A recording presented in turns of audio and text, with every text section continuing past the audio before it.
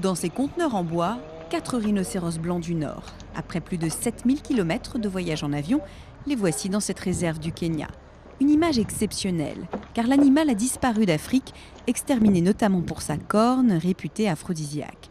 Il ne reste plus que 8 spécimens au monde, tous en captivité. Ces 4-là viennent du zoo de Dvůr Králové en République tchèque. 2 mâles et 2 femelles en âge de procréer. Le zoo espère qu'ils pourront se reproduire en milieu naturel et perpétuer ainsi la lignée. C'est le rôle des zoos modernes d'aider la nature si la nature en a besoin. Et nous espérons que la nature va aider les rhinocéros à se reproduire à nouveau comme avant. Au zoo, malgré les efforts des éleveurs, il n'y a pas eu de naissance depuis celle de Fatou en 2000. Yann a assisté à l'accouchement. Pour moi, sa naissance relevait du miracle, car avoir un rhinocéros blanc en captivité, c'est très exceptionnel. Il n'y a que ce zoo qui a réussi. Car Fatou, comme les autres femelles, a un cycle perturbé. Les femelles n'ont pas d'ovulation normale. Elles ne s'intéressent pas aux mâles, elles n'essaient pas de se reproduire avec eux.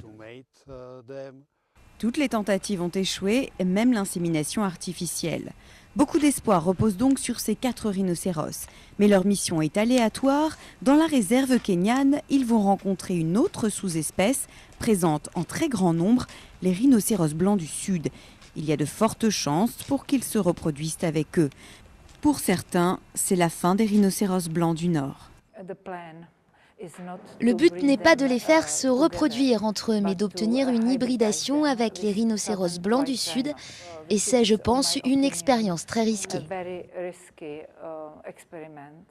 Ultime chance de survie, c'est le nom de ce projet, aura au moins donné à 4 rhinocéros la chance de vivre en pleine nature.